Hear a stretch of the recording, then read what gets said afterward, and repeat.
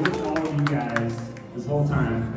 I'm really impressed that we got the credit guy back in here. Lloyd's gonna probably tell us a little bit about that. James Gunn. What's that? Yes.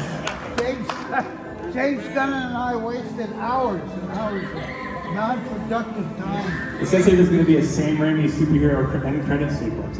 Is that happening after, or what's going to happen? I think, anyway, thank you all for staying. It's terrific. That's really nice. This is sort of the North American community. We're calling this a North American community. We're calling this the biggest crowd that has seen #Shakespeare'sshitstorm. I would say it's the biggest crowd Troma's had in about 49 years. And you sat in the back with everybody. So is this a good crowd reaction? I mean, you probably watched this with test screenings and you watched it with Fantasia, but how was the Dallas crowd reaction? Oh, I had a good time. I thought the film was great. Yes. I was laughing. I haven't seen it for a while. And your projection this has got to be a new projection. This is a new, thank you for noticing, Lloyd. Yeah, this is actually. Hey, I'm sorry. I'm a little dry in the mouth. Is it possible to get a little? Yeah, okay, Jack. Sorry. Grab them, what do you want? You want a whiskey or you want a water? Anything liquid. A whiskey and a water. Maker's Mark. Maker's Mark, Chad, But related the to water Maker's is Mark. more important. Thank you. Yeah, of course. We gotta get Maker's Mark up here. Thank you, William Akers. Sorry, I didn't know that's what you William wanted. Akers is He's sponsor of all the makers. Yeah. So we can chat for a second. Hopefully we can take some questions from the crowd. So you guys will be thinking about it. So this is a recreation of the Tempest. I mean, look at this. $350,000. There's like thousands and thousands of people. There's a lot of people who worked on And that. they all were there to make some art. That's pretty cool. Like You in just said America. this is a You 300. don't get that in any other country. Only here. Was this about the same or similar budget to your last few films, or what? It's about $350,000, which my wife and I put up. Yeah. Which is why she needs the abortion, and that's why we're here. And we got $35,000 from a patron. Wow, 30, yeah. But for the most of the part, all of Troma's movies have been made from within Troma, right? I mean, pretty much, you very rarely seek out outside. No, we seek it, but the stuff we get, people try to imitate us. Yeah. You know, I'm not looking for, I don't need the next, Terra Firma. Right, you've already got I Terra didn't Firma. make that bad movie. Yeah. I need something different, something I can write, something unusual. Any genre, I don't know what I'm going to do next. I think this is the last Lloyd Kaufman movie. No. This can't be the last. This can't. Unless something really You're still amazing. young. You're so young. You got. Yeah. Look, Jodorowsky's 85 years old. He's still making movies. You got a lot of time. Yeah, but it's, unless you really feel it, unless there's something that really is, if there's anybody out there, any genre, I would love to. You're always looking for new Troma filmmakers. You're looking for the next James Gunn. Well, you have the trailer here of Mercedes Muse. Yes. Pretty damn interesting movie. I don't know if our trailer did it justice. The Makers and a Water. The Makers and a Water. Nothing but the best. Well, only. Yeah. I can tell you Regal Theaters will give you this.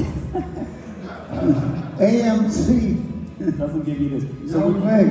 So when you were doing Romeo and Juliet 25 years ago, were you like, I'm going to start doing a bunch of Troma Shakespeare movies? Or was that the plan? Or did you have, or were you always Michael Hurst and I are very well educated, and we like Shakespeare, and we know something about it. And when James Gunn was around, he's got all sorts of degrees. And then he wrote a novel. He wrote a novel when he was at Columbia, Right. and it's a really good one too, called The Toy Maker. And it didn't come out till after he became a major player, but it's a good one. You would if you like dark humor, it's terrific. So James Gunn was the writer of Romeo and Juliet, and was that his pitch to you at the time? What? Was that his pitch? Was like, we should make this, or was that your assignment? No. I spent 5 years trying to get a script that I could really get behind with Romeo and Juliet.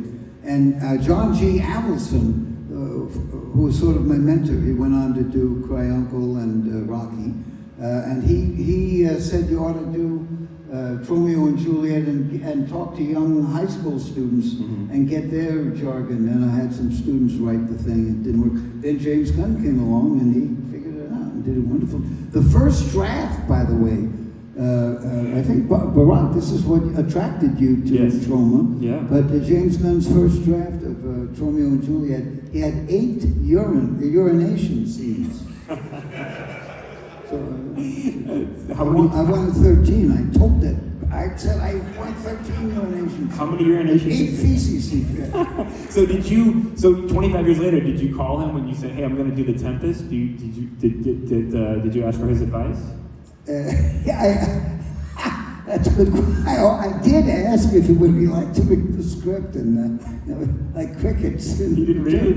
Yeah, but every day people are asking me to put them in touch with James Gunn, and James is the best, but he's inundated, Yeah.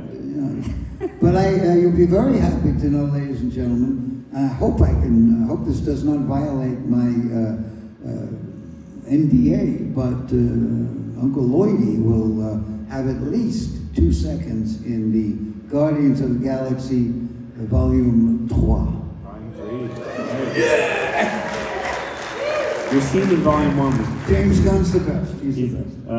So we can keep chatting, but if anybody has a question, raise their hand. We can start right there. Go ahead. Stand up and. This is interesting because I went to Yale, and we used to say, if anyone's interesting, raise his or her hand. Yes. But now you're right. It's raise their hand. Raise their hand. That's the thing. That's woke, and I got it.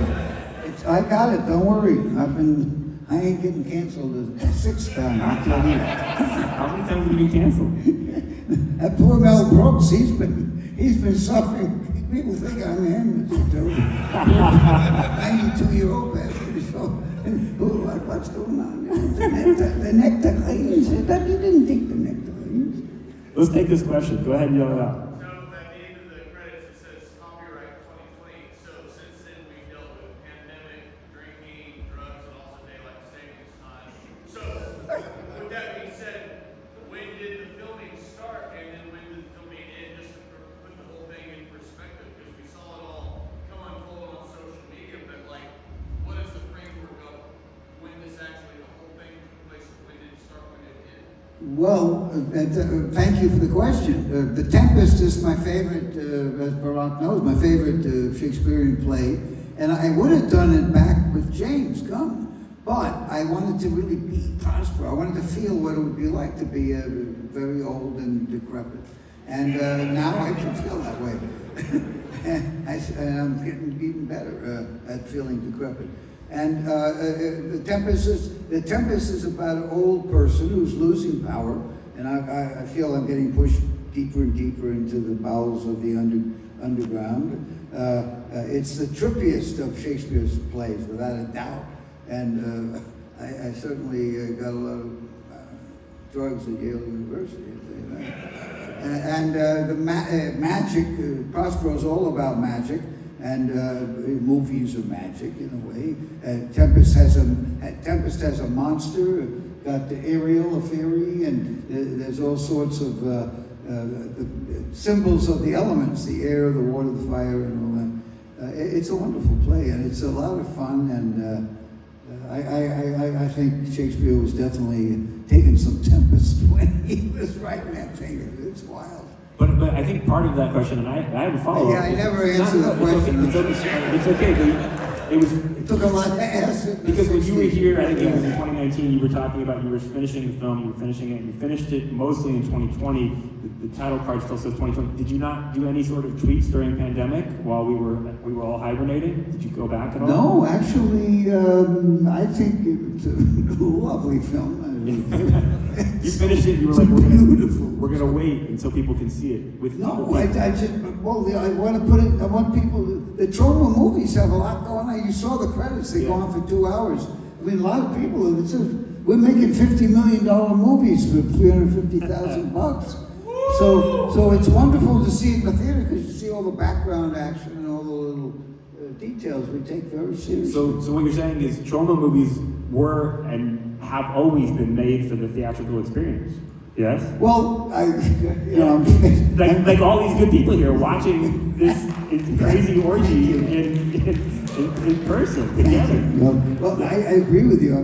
I'm 76 years old. I look a lot older, but when I started, that was all there was, the movie theater. And I really enjoy the background action. I get a little too involved with that. I know that you love the background action. Oh, you know, Barak Epstein has experienced the Troma. He worked on Citizen Topsy, Yes. the best Toxic Avenger movie so far. I was there, and you just gave you a flashback because in a previous life I made a movie, and you were in it. This movie called Prison to Go-Go, and you were, the day you were there, you called cut during the take because there wasn't enough background action. I remember. Oh no! Yeah, you were totally right. And you were like all these people in the back, and you gave them all something to do, and that's why a Troma movie works. There's so much stuff happening. Well, thank you. That's why I apologize. And you can see that in Make Your Own Damn Movie, the DVD, right? Or is it on Troma Now? Make Your Own Damn Movie, which is like a 4-hour thing, right? Of all sorts. Troma Now has everybody from kind of person making a movie about his hamster to Oscar-winning directors and the Troma way of making your own damn movie. So if anybody has a movie about their hamster they're working on, sell it to Troma Now. Okay, if you have a actually, it's what you ought to think about now is the Troma Now streaming service. Right. That is a big deal for us. Where that's that hope. If that is kind of our hope that we can survive, because we only get a few theaters like the wonderful Texas Theater and a few Alamos, right. And it's hard. Yeah, and I get a couple of gigs at the Manhole Club, but it's very hard. And the Troma Now thing is it's a good thing for us. So and it's a first month free, ladies and gentlemen, and you'll be helping a sad old drunk keep going. I want to ask about the theatrical tour more in a minute, but when is the internet release? When is the VOD? When is the Troma Now release of #Shakespeare'sshitstorm? Oh, that will be a while because we have a pretty good. We actually have a lot for us, quite a number of theaters. That's awesome. Yeah, it's going to be a tour. And you go to a lot of them. I sure do. I'm a narcissist. Right. What do you expect? By the way, Willie Makers is here, ladies and gentlemen. William Makers, the son I always wanted but never had, who has experienced working for Troma, as has Barak Epstein. Who has a question for Mr. Lloyd Kaufman? If not, I'm just going to keep chatting. All the way in the back. Go ahead.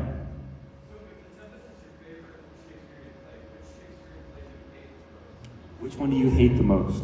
Shakespeare. Oh, Shakespeare is the best. You love Shakespeare. Hey, by the way, if you want to hear a very funny Broadway musical, Something Rotten. It's and I've seen it twice on Broadway, a British show, but it mashes Shakespeare with American musicals, and it's wonderful. It's just lovely. Listen, if you're on Spotify, dial in Something Rotten. It's so witty and fun.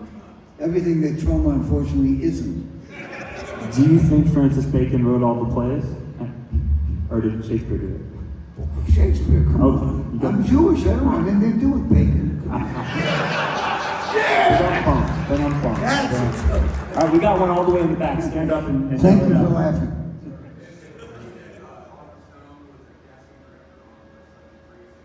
Was Oliver Stone a casting director on Bloodsucking Freaks? Talk about your history with Oliver Stone. That's a wonderful question. It definitely was not, but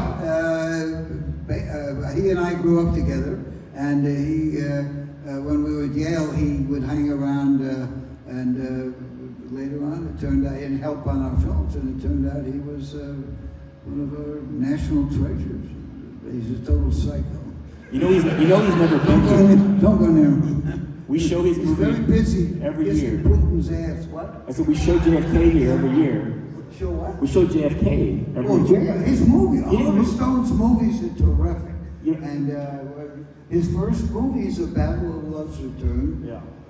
My movie, and Sugar Cookies, which is a vertigo, kind of a vertigo, lesbianic vertigo. Oliver, I think you might.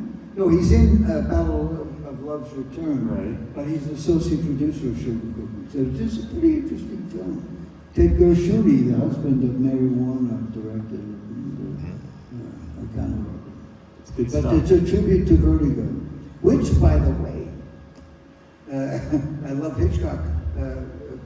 After the day after we filmed, after we finished Albania, and then Yeah. the 5 weeks of filming here in Queens, I got vertigo. Hitchcock, yay!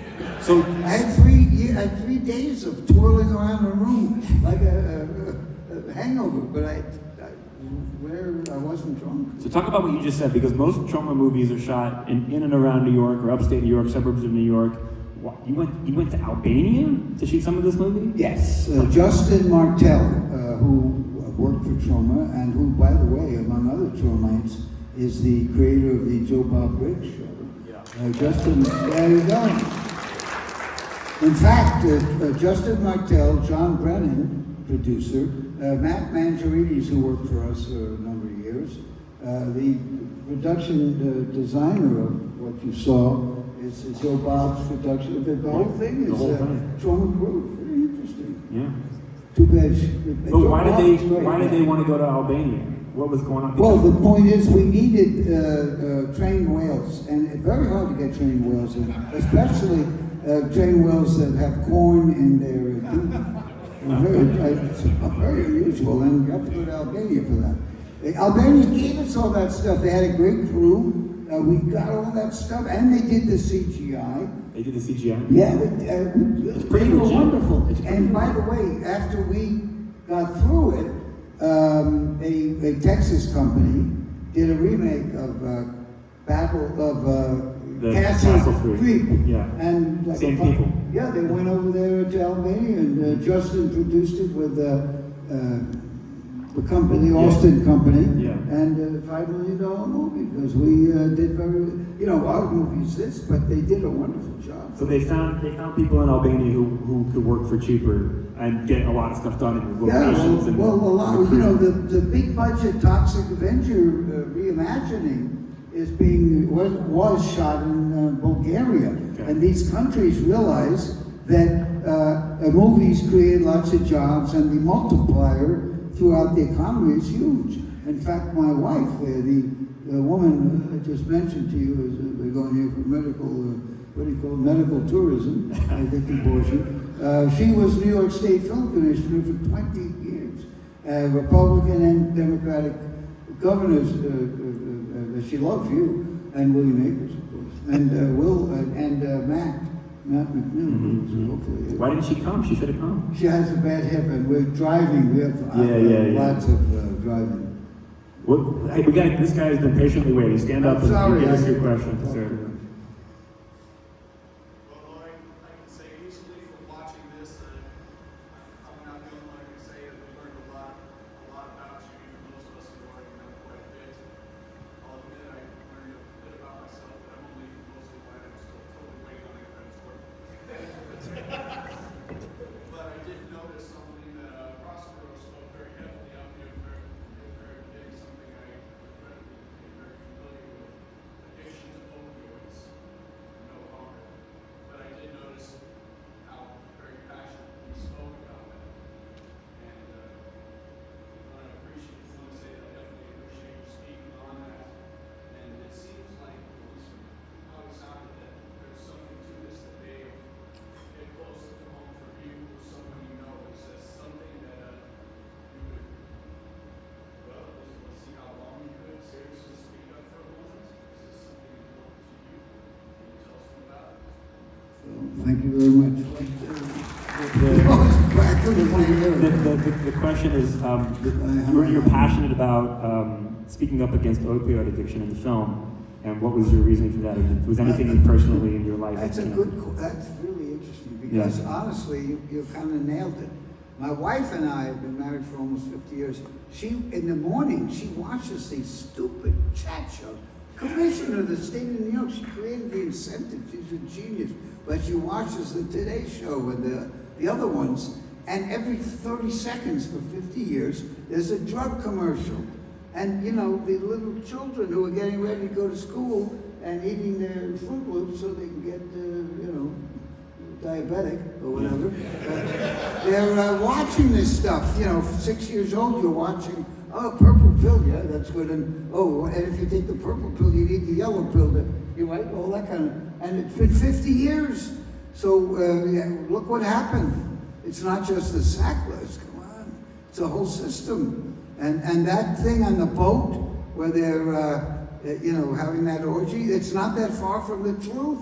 Because Gabe Friedman, with whom I wrote Poultry Guys, Night of the Chicken Dead, with whom Mr. Barak Epstein worked, Gabe Friedman had done some filming for these, where he had to film on pharmaceutical celebratory yachts and stuff. So it was kind of his idea, really, and to do the yacht thing and all that, because it's true. It's a pretty elaborate sequence. In the film. That and the end sequence, it was very. Thank you. Reminded me of some stuff in the Society. We Yes, do some Society. Society. A lot of people say that. Which we showed last year with Brian Usna here. Oh, he's great. He's a good guy. How's he doing? He's great. Yeah. He came here to Dallas. We showed Society, his print of Society, and then he went to Plano to present a screening of Honey, I Shrunk the Kids at the Cinemark. So it was a good. By the way, I just saw again for the first time Steve Martin and Morenas, who was in that movie, right? Yeah. We just talked about. Right. Out of the Blue, where Steve Martin plays a mafioso who's in My Blue Heaven. Oh, My Blue Heaven. Yeah. My Sweet Heaven. Yes. Yeah. Is that it? Yeah, I think so. Yeah. It's wonderful, but I don't think you could make it today. Right? There's a lot of things you couldn't make. It was made before Goodfellas too. It was shot before Goodfellas. It was pretty interesting, and it's hilarious. But I don't think you could do it. So I have a question. You touched on this a second ago. We're going to shift gears to this Toxic Avenger remake. By the way, Joe Manco was here tonight. Joe Manco. Where's Joe Manco? Joe Manco, unbelievable. A local filmmaker with whom I've worked, Catalina's wife, and sort of a Troma hotspot right here in the Dallas area. It's always been a Troma hotspot here. No, but last time you were here, you were telling me that this Legendary Pictures big budget remake of Toxic Avenger was happening, and since then it's been shot. Yes, the Toxic big budget movie has been shot. The script is much better than the original, which is not saying much. But Macon Blair, the director, you love. Macon Blair's a great filmmaker. Right, Murder Party and Blue, whatever it is, and his one movie, which is called "I Don't Feel Safe in This World Anymore." You can see this guy has got a lot to say, and I think they picked the right guy. Yeah. All I can tell you is the Legendary seems great.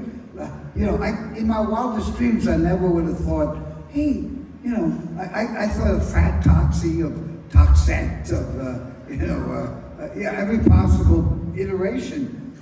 But Macon came up with the idea of casting Peter Dinklage as Toxie. Wonderful, that's great.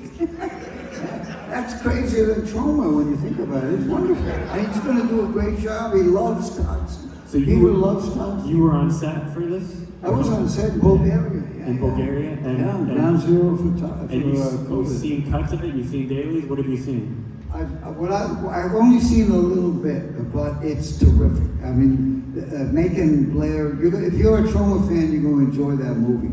And I think if you're kind of a normal filmgoer, if you're not a pervert, I think you're going to like it too.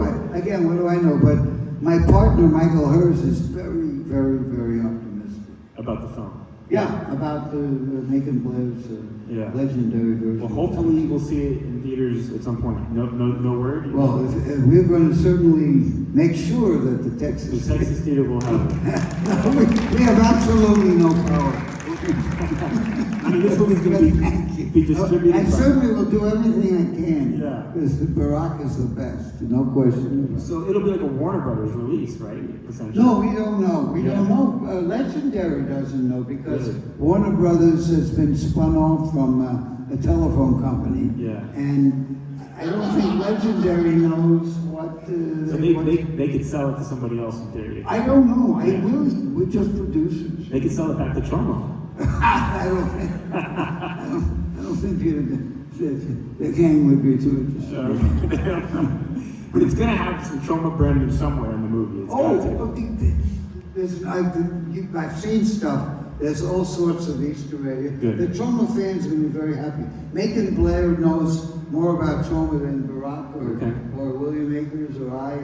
Yeah, he loves Terror Firm. He's seen everything. Okay. So, and I've seen it. There are lots of Troma Easter eggs. And by the way, Peacemaker has Troma Easter eggs. Yeah, I noticed. You guys seen Peacemaker? Yeah. These guys. Yeah, James Gunn. Yeah. And how nice of James to put a few, those Troma blood-sucking freaks. If you look closely, you'll see stuff. So we can take a couple more, so we can get back to the autograph table here. Go ahead, right there, sir. Speaking of Warner Brothers, I remember reading the stories about the trauma that you went with New Line Cinema with trying to make the Toxic Avengers live action. Is it something that still is like festering in the back of your head to ever bring the Toxic Avengers from animation to live action? The Toxic Crusaders, you mean? Toxic Crusaders, yes. So he's asking about a Toxic Crusaders adaptation separately from Toxic Avenger. Because I remember reading about how you had the issues with New Line Cinema. Yeah, they were pricks, yeah. Yeah. It's coming here. But, hey, you know, the New Line totally fucked a lot of independent filmmakers. But luckily, we had my father who hooked us up with a big-time law firm who took it on the cuff.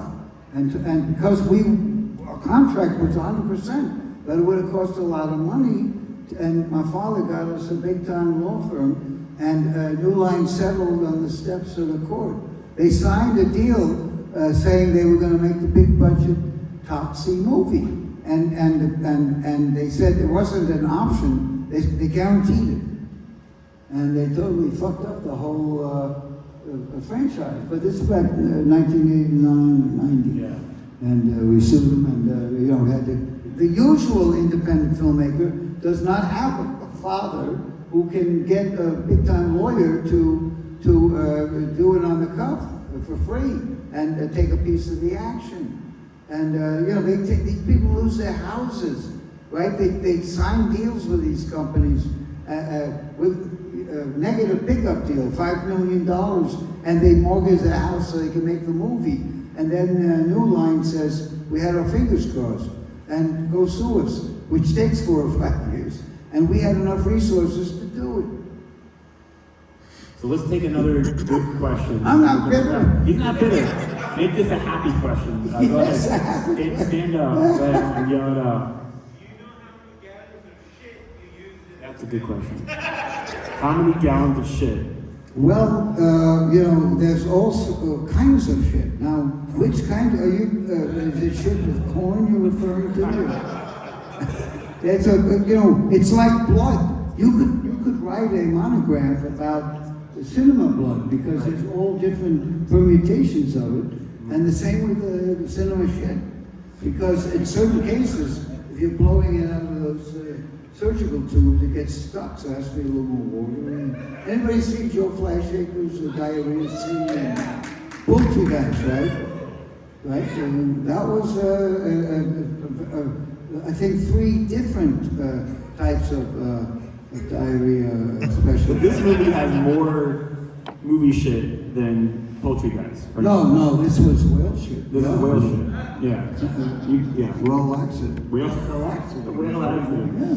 That's a good And question. who knew that whales eat corn and So before we go out to the that's the best part of the movie, so hilarious.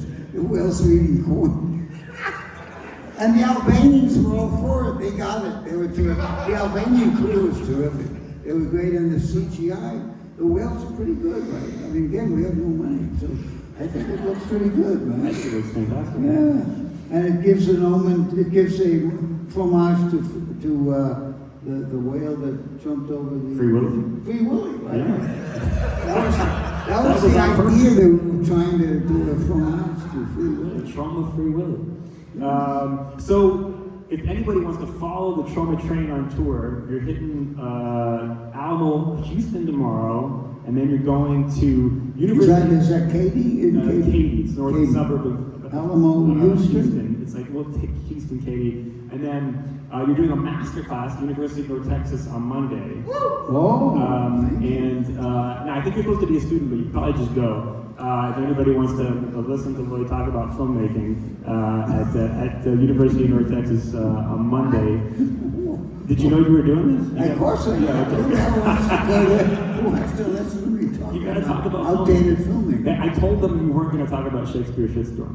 Oh, No, I'm just kidding. And then you're going to Alamo, Lubbock, first time in Lubbock. yeah, that's a big deal. That's for Troma. Troma's First never been to time. Lubbock. We've tried to go there many years, and finally, my 50th year, 50th year. we get to go to Lubbock. You're going to have a lot of fun in Lubbock. I've never been. I don't know. I'm so happy. And then you're going to drive. This gentleman's going to drive you all the way to Oklahoma City.